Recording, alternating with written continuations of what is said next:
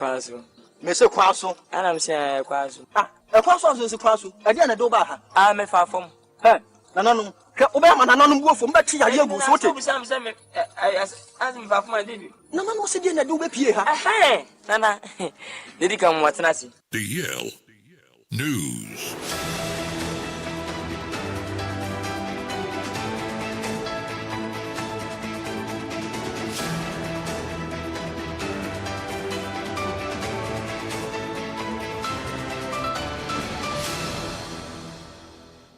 Yamamo akwaba afitu mirike nesha wo Facebook no so ye DLFM 106.9 kasebon ye dem na homfoni ne video no so wonya bi na wontumi enhwe fam FM na ses badwa chenchen nyina kenkan e wo Facebook no so edi amam yensa kasebon se na hye ase e de afiri arahusem vi so ma ye tim sese ne de bia da ade a chena samone ansi a ye chinti yenko piemo e wo boko eno no watifi de matanim na nkrabato dia kasebo epono so e chirim sem o school ni ono oye level 400 student oko school ewo Gampaga College of Education eno no ewo North East Matanim ewo tifide Matam nimpa bi Edna Tente Dimaya eto de agu abante na ham ekunatwe na ya akwa ba semi yipam na mpanifo kirem sem endrada omo ahunu bi omo anka hwensem omo ho no mamza abrante oye school ni ene school no jesa wa magede afa ho no echi pa ehuanse ne krachi na da ho a etu akana ayaba husemi ye pam na mu kirem se nam sa ewudi akoso nti enameke se no okopie mu awa Gampaga College of Education na empanifo atum efrize sabe empanifo se de wahuro no ehuru ne penu so nti empanifo atena se no yehwehwemu efrize se de yakoso na sabe school ni ekwa akwaje ntete na etu aka na wudi a enya de ombato akoso ya adwuma mafoforo so akwahwere ne nkwa na empanifo mo school num aka se kirem se asam ne dia esi ne mbapem sam na yekese no omo nim de kode anam so emeto we yeto ye ompote anam so omo hwema do ma ye no ededi se eyementem wase ahodo a ekoso ewo boko ne mpote ma bepem sam na yekese no Ghana mpani mfontim fom na mfansi fom empe ne puma sibre ema ye hu de anam so anam kese no boko ne mpotem de biada etu otu ne yakunipa no edesa akoso no eno kan obi ne anam kese na brante a oye level 400 student a oko school ewa Gampaga College of Education na mekese odafom tima wahwere ne nkwa na mekese no post for ebo amane e kirem sem empam moden atonsa e de afra eye Gampaga Chief Palace ayimfem panifo no e de nsama nkrata akoma principal oda Gampaga College of Education anso mra na mu nhye mu wahimfi no mu ninkomo ento ato adwen ehu kwampa mbefa so efrize sabe enimpa kwa akwaje ntete ebe enim de abesom Ghana na so obekọ school na sabe ahinse hu tokwanti etu aka na hwere ne nkwa de a na omen ye ne sem wanti emperifo gusu tutu ne ma na boa ma de kodenti anam so a abanti ahwere ne kwa no omodi mi cha betu dwa ne ni gusu ade achi de beto benkum beto ni fadi mi cha ba somo e wo DLFM 106.9 kasebo esu Sikapa ena so ba koda fom chese de biara oh na de chese obi ko sa dada na ya besa o ya besa sa de maka Kone de ade sabe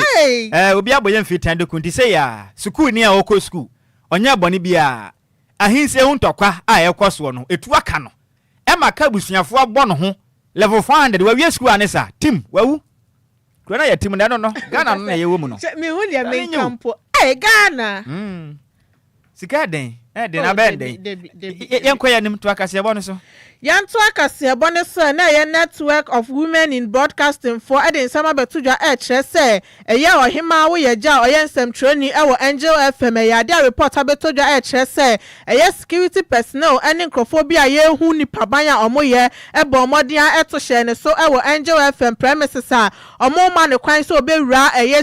studio ho no makwakoye adwuma na omo kire se ya dia ha adwin ye papa esan se e bansem trofo a eye ohawa eba ye so no ha adwin into omo sre eye Ghana Police Service omo momodia no munye nhwehwemu enfemfa ohawa esi ye no sane ebe ye omo a omo ho bom no ye betimi ede omo akogina eye mrana no esan se sa Howard debia no moto sha eyen central so no ha adwen ye pan ne kankan na emma adenti ana wasamode ya fa aya de mu say ada na moya samani hu aye hu no ha adwen to momomode ana mu nsi ano kwan na emom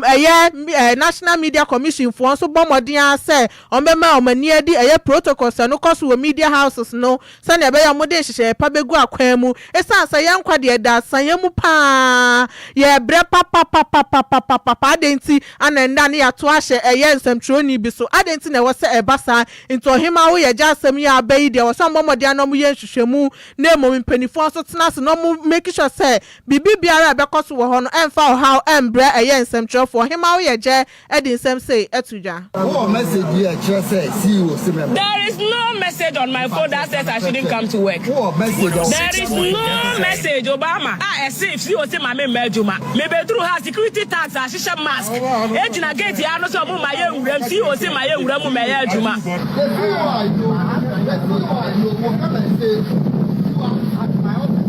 Hey, oh get out! If you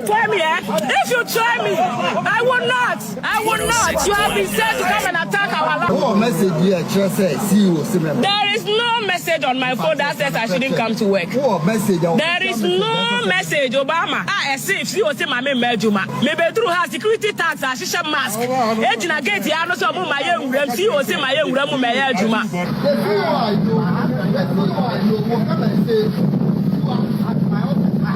Hey, oh get out! If you try me, I will not. You have been sent to come and attack our life. Adwoa. Inti wene ne ekọ so ewa abra ye ohima wo ye je ewura Angel TV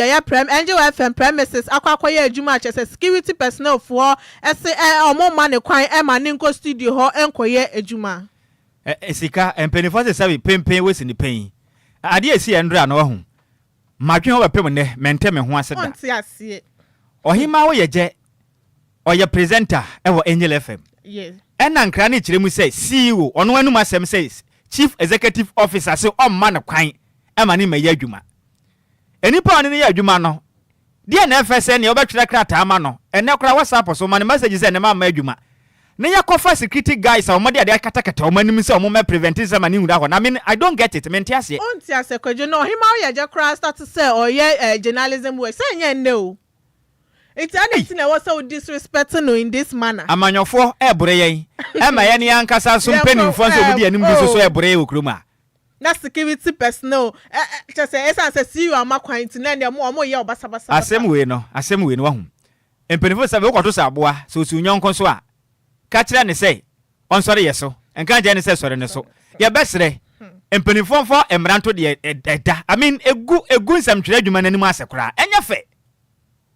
Enyafe se if se bibi kwaso e wo CEO ene ohima wo ye gente mountain nwase a de na efata se obefrɛ na tena se aka dan se ode na befa sa kwan we so enya de pa de esa manufa hode na de bia de ye pre no ana mo koso a etieti aso no I mean me wura ho let na farmer security person is oba o de farmer no na onko fie no ano enti ohima me ye so logic complain no nti Ghana Police Service omunya hwehwemu na National Media Commission so yen omokura mpo de ana mo asem ka mpese meka visa omo ankasa me hu bro mbo no kuruma de besi bia na peta mpefo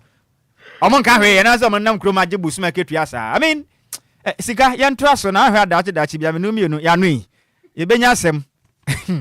yanko ya ne yentra kase bo no so na Ghana mampanin John Dramani Mahama o de smart dwa kire mu se na sa mekese no entokwa hodo a asore eda Russia fo ana afin so Ukraine fo ntokwa esi ya Ghana du ba bi mpo aduane ho ya de ma yen ema ye ho kire ya ma du ba bi mpo ye se Russia na Ukraine wonti o ma yi ho akire no Sesi akase ne gusu koswam na mperifo guso enum asumdwebo maboa ema je send ceasefire akoso asumdwe atumi abamadwebronso atumi atenafu aduasa na mode asi ho eboa gentoatoa na atumi abona ntokwa ahodo ekoso a eda Russia fo ana fizu Ukraine fo ntemu no atumi atwa na Ghana mampanin John Dramani Mahama edna no de atumi bi kirem se sa na motuo na ekoso no ene de papa na ne agio ye Russia for ni Ukraine for ntokwa enya de pa every centokwa akoso amahudo bi so no yenso ye your mind ebe na kire kaka be kame na bia be san ye ntim nyakopa ya de mpelifo guso to adwe na boa na bibia to de ndi Ghana so yeta o makire ye pam Ghana man penny decided to jam na ambassador at the Republic of Italy. They did the Rara, Ranali, Eco Pio Ghana man penny town, the church Ghana man penny. We say, oh,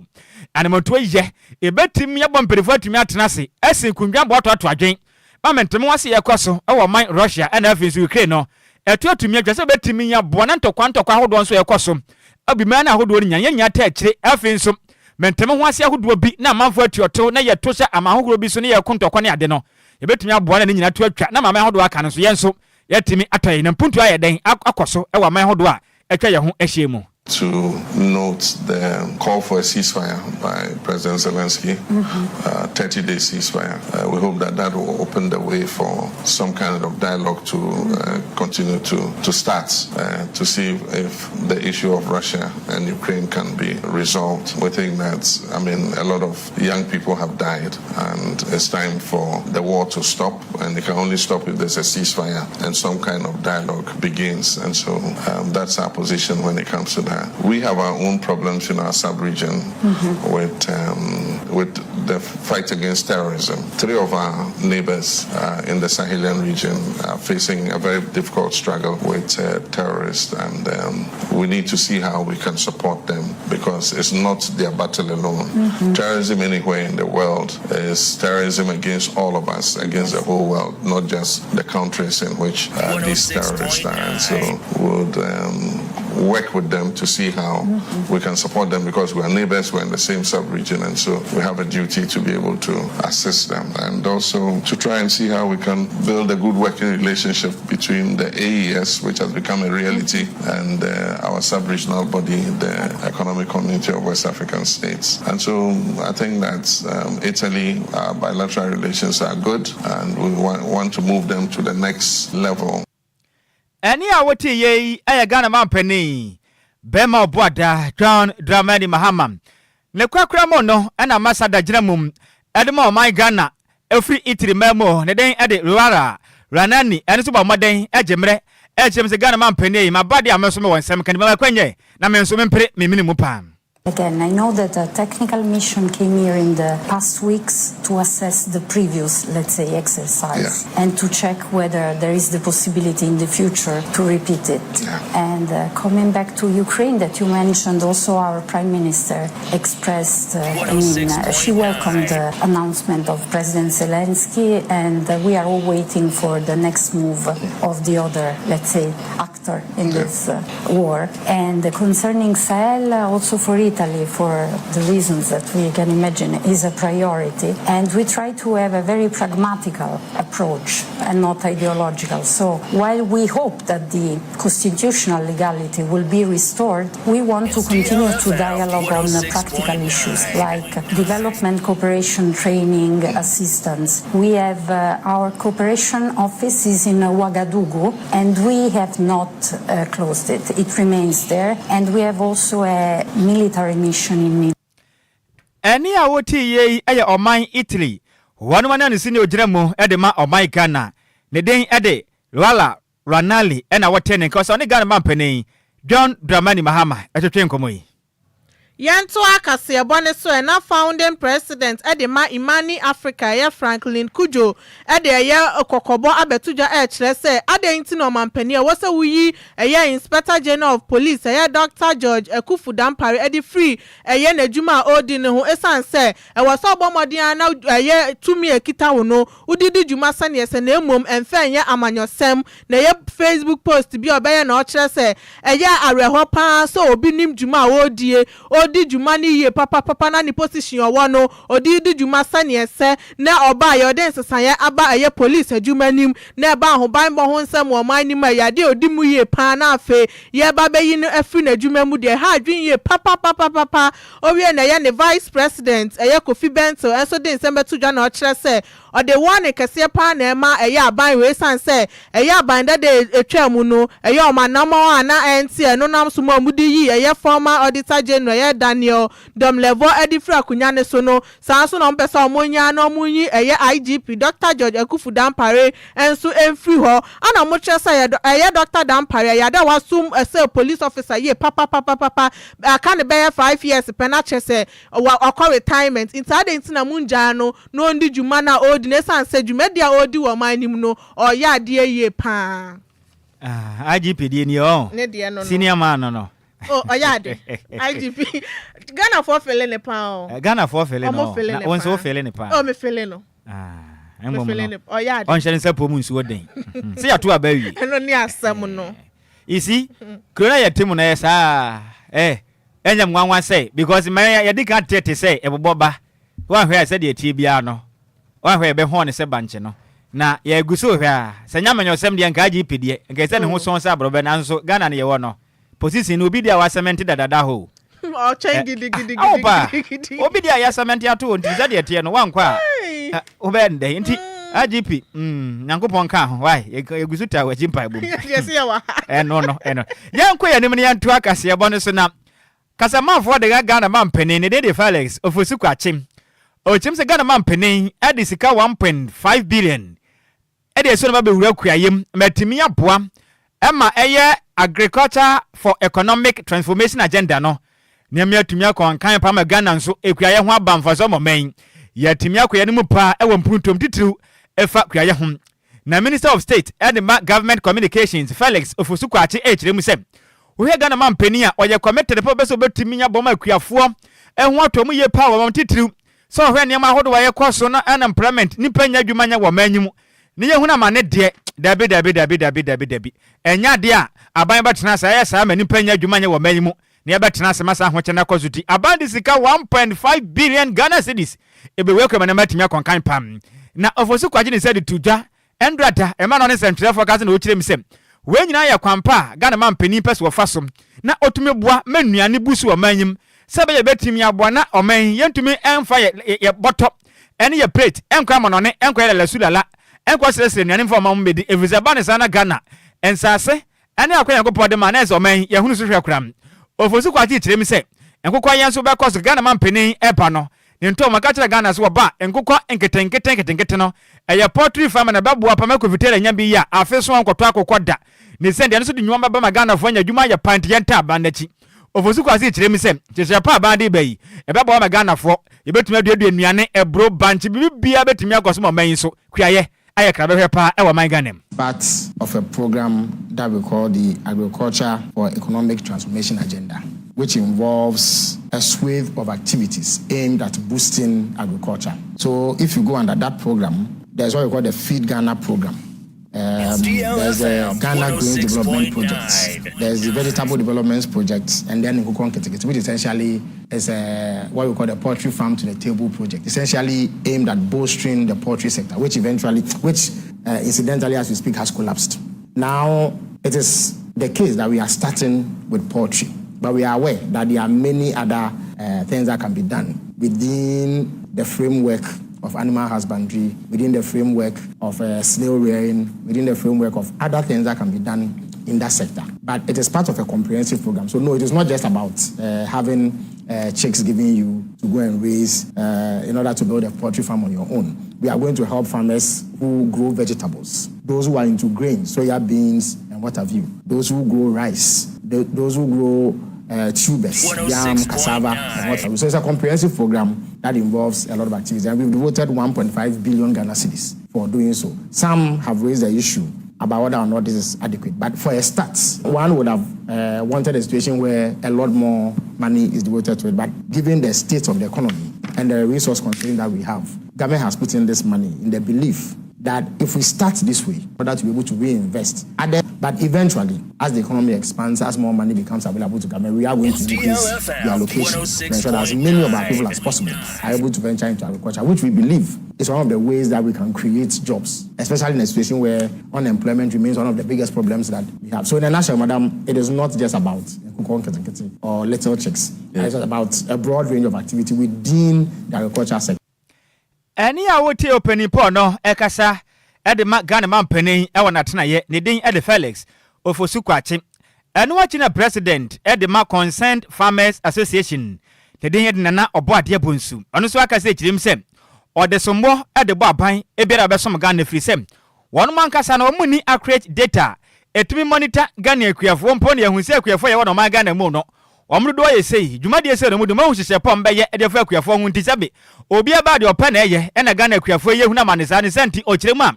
aban modem bo efa akua ho de nyamiku pan mu ne kureni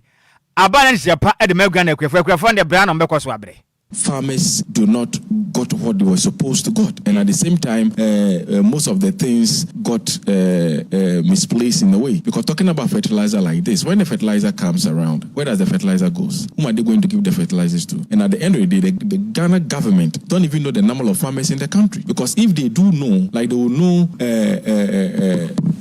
when they are making the budget, they will know the amount of money that they can put it in place. Talking about the youth,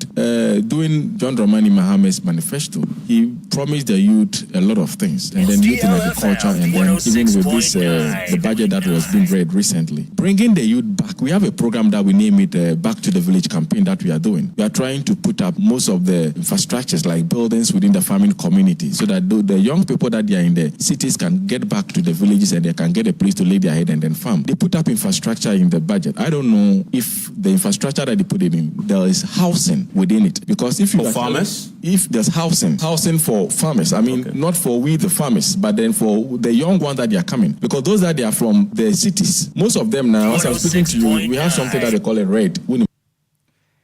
Ne kwakra mo no ena na bonsu obo ade esa kire mu se ade ba ko asabi na hyi na ne time power manyimu say ADB Agricultural Development Bank we kuafo si kwakra bia na so kire mu se kuani kope dwetire de ya adwuma abono da hye kuadwuma ma kuadwuma tumpon na omanya so mfaso a akwa ya kaskara mfaso bia maso enti akuafo no pass ADB Bank na de nyame no mu kurene enka ba ya aban onsesa ne din kura every mfaso bia ni ho de ma akuafo so mbenya ADB Bank ya so mfaso da ne no ne se na mben sesika kura bia ya akuafo de ne ya pesika de aboa kuadwuma ye nya bi resabi airtime ti ba ya aban no ADB ni mpode onsesa ne din na vise kua ya bank pare nyame no mu kurene emfa kura. I think the name ADB have to change to Farmers Bank, because ADB don't support farmers. I had an award 2011 as a young entrepreneur, and I'm into food packaging and processing. I'm the first black African to package live crabs and then even local gin, package it. You know, we've never had support. The past government, the same thing. There's a program for young people, this and that. We follow up and then nothing happens. And as I'm speaking to you, there are foreigners that they want us to move from Ghana to go to their country for we to even to train their own people. We have the skills. We can do it. This is even one product that I'm holding. What's this? Is I call it Adwoa Agyei Sikapa. It's native snacks made of coconut and then local flour. You know, we have fish, Kobe and other things being packaged. Sardine, we import sardine. We have fish that is packaged with pepper and everything that they can eat it. It is my own. We need capital. We are not getting it. Even support. And sometimes the agencies that the people that they put them there sometimes need to be scrutinized very well. Any awoti president at the Concerned Farmers Association. Neden ednana obade bonsum ene wo kire mi say Ghana pa yuru tilapia ye wo bi enam bia wa na nso omo pebosia de ye adwuma na ye den enti ADB Bank no mo tse ndem ye no akuafo bank ye da na se pa sika no boy kure ba na mo de ahead obiane ne de odena mo tse Ghana de ya be nti personal ye so Communications Director at the Mabo Yabaomia campaign won Fimpim Yenu near Dionuna ni my Dennis Miracle Adwoa Agyei Eden Sama Betuja HS Yada wani who ye pa Sammy Adwoa Agyei for no si omo kwan se omonko aye collation station sonom ewa bra ye final results no ombu declare ana HS Yada National Communication Officer de my Endi Samanyoko no Sammy Jemfi eba omodia ema na chitai for no ekọ aye constituency na ye mu collation center honum ko gineja honum a chesenya sem keto na mokoye wo honum ana o chese abro ne sem chofo kasa na o chese yade o mugitum se na o mo hwe ahu sa hoden a wodi gina pintin sanso na ya asumdue a wo man mu no ebe ya asem hia ede ama wom enti no si ye MPP a echitai for ne kwan se hwe no ma akwa akwa ye basabasa ye wo ho na so ye ndi se echitai for ne na chese violence and kasa and on my imagine say or de bebo my end there mente me ho ase no mu say we no mu yese no and they no mu bu we no mu ya bi nso wu ye pa te sanya asem kesoa no mu chese MPP amanyo ko ne de e ya de na my imagine so be ma sumdie abo man ni mu enti na aye osi aye NPP supporters ne se share and mo ankwa ye basabasa. These are things I will deploy on the day. That was one of the reasons why every now and then, no. Then who be here say you better your boss and they updated the entire nation what is good to ensure that tension bedding every film. And you know, just before I final and I say that press conference later, I think a little before 12 a.m. or a little over 12 a.m. the National Democratic Congress had held a press conference where the communications officer of the NDC had called on the NDC followers to go to the coalition centers and go and storm there. In fact, our press conference here in Ukraine, we didn't have a scheduled press conference at that time. But when he did that press conference, we had a responsibility to first of all ensure that young Kwafo do not go and clash. And for instance, if you ask me, I'll tell you that's one of the things I regret. Because if I knew said the NDC were going to cause rampage, say in 2024, maybe a democracy could do. We had North. There was so many other places across the country. If we knew, say, this is what we were going to do, and that they were not going to allow the process to flow, I would not have stopped our people. And I regret it. And I have now if that is what your opponent is choosing to do, Ujamo opponent Enunti and Enumeno Obekaya. I made that very and after the time I was saying delivering that press briefing, we had no indication say we're losing the elections. And ya uti ye Dennis Miracle Adwoa Agyei on an communications director at the Mabawumia campaign no on Fimpimienu and near Dionu Nine. We are near Jina Win so Adaye home Aqua Quajana Boa for your Tonde Ba. Casabodia catch a vacation canina at Yasomo.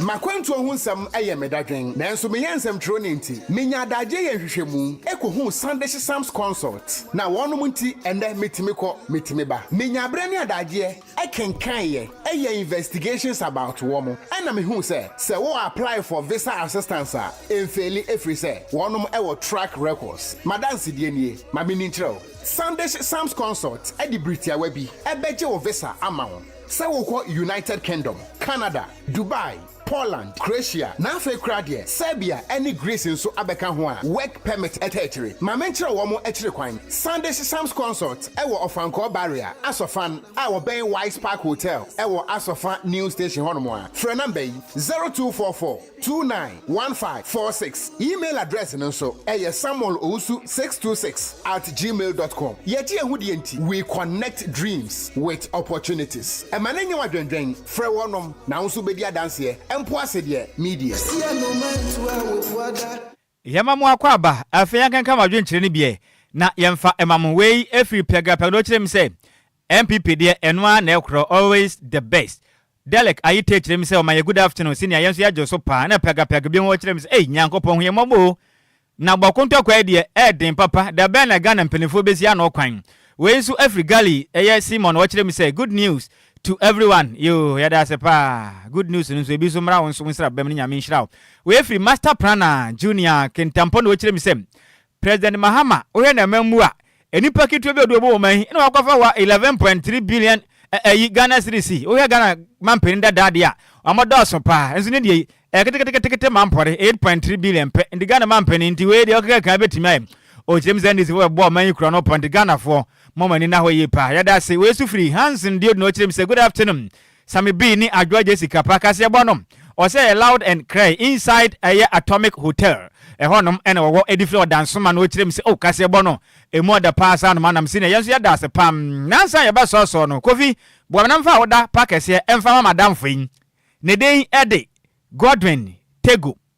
Ablantie ne den ede Godwin Tego dudu an blonde man say DJ Dars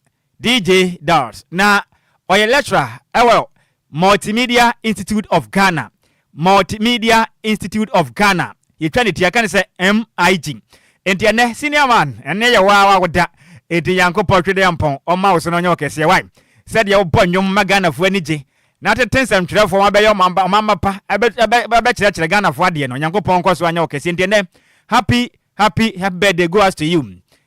Godwin Tego dodo na bomla ne say DJ Das we lecturer our Multimedia Institute of Ghana MIG intene Gordon Tegua dodo abo mane say das Nyankopɔn onhyiram na mo awoda no enye da soronko emfa mam Rena Kasebo ne yabunu kom say pon emu semufo no eye maize mebe entwene say mu ede mayen Kofitela be ma 10 gram a odi ne birthday enche ya sika adwa ne sei odi ekopie mu ewo Facebook no eso ene anu mienu e be so mawie no edi amagye so ye takra de kodwa krom twebe wodi shikonkrom